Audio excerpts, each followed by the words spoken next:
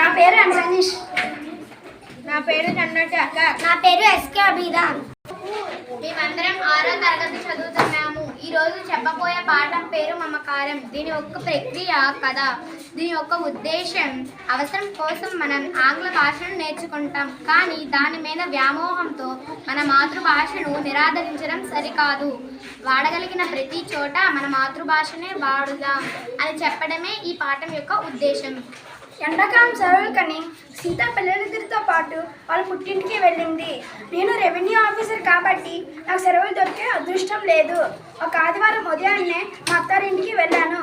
అక్కడ సీత చెల్లెళ్ళు, వాళ్ళ భర్తలు, పిల్లలు, సీత ఇద్దరు తమ్ముళ్ళు, వాళ్ళ భార్యలు, పిల్లలు అందరూ ఒక చోట ఉండడంతో కనుల పండగగా ఉంది. ఒద్దికలు, ప్రేమలు ఎక్కడైతే ఉంటాయో అక్కడే స్వర్గతుల్యమే చెప్పడానికి పెద్ద ఉదాహరణ మా అత్తగారి ఇల్లే. ఎందుకో తెలియదు కానీ అక్కడున్న పిల్లల్లో కొత్త వాతావరణం కనిపిస్తుంది. అదేమిటంటే చిన్నాయన, పిన్ని, అత్త, మామ పిలుపులు ఆంటీ, అంకులతో సరిపెడుతున్నారు. మన భాష అన్నది మన సంస్కృతి, జీవన విధానానికి ప్రతీక అని నా అభిప్రాయం. పిల్లల తల్లిదండ్రులు నాన్న అని పిలిచినప్పుడు కలిగిన తృప్తి, ఆనందం మమ్మీ డాడీ అని పిలిస్తే కలగదు. నా తండ్రిని నేను నాన్న అని పిలిచినప్పుడు ఆయన ఆనందం, వాత్సల్యం ఈ పొద్దున పిల్లలకు కూడా నన్ను నాన్న అని పిలిచినప్పుడు నాకు కలగాలి.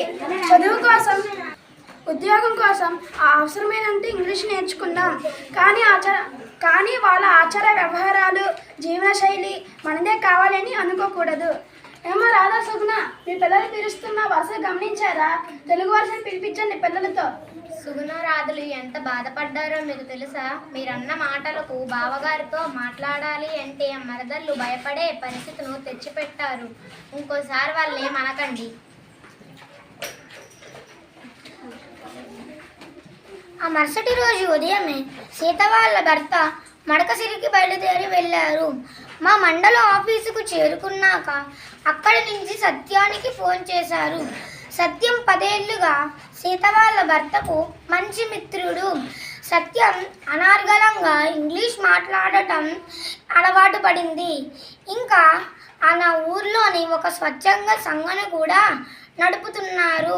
సత్యం గుర్తుకు రాగానే ఇంగ్లీష్ భాష జ్ఞాపకం వస్తుంది. సత్యం గుంటూరు ఆంధ్ర క్రిస్టియన్ కళాశాలలో BA చదివారు. అతని భార్య బెంగళూరులో దొరసానుల పెంపకంలో ఇంగ్లీష్ చదువుకున్న మలయాళ స్త్రీ. ఇంకా ఇంట్లో ఇంగ్లీష్ చదువుటకు చోటు ఎక్కడుంటుందని ఆంధ్రదేశంలో ఇంగ్లీష్ కుటుంబంలో ఉండాలన్న ఉబలాటం బయలుదేరింది తనలో. మీ డాడీ లేరా? ఓ, నాకు తెలియకుండానే ఇంగ్లీష్ వాతావరణంలో ప్రవేశించాను. అందుకే మీ నాన్న లేరా అని అడగలేకపోయాను. నువ్వు మామవు కదా? నువ్వు మామవు కదా? నా పేరు రాజు, మీ డాడీ ఫ్రెండ్ అని. నేను అంకుల్ని. నువ్వు అనుకుంటున్నట్టు నేను మామని కాదు. నాకు తెలుసు నువ్వు రాజు మామ అని. పొద్దున్న నాన్న ఆల్బమ్లో నీ ఫోటో చూపించినారు. నువ్వు అనంతపురం నుండి ఇక్కడికి వచ్చినావు అని చెప్పినారు. లోపలికి రా మామ, నాన్న ఈ పాటికి వచ్చేసి ఉంటాడులే.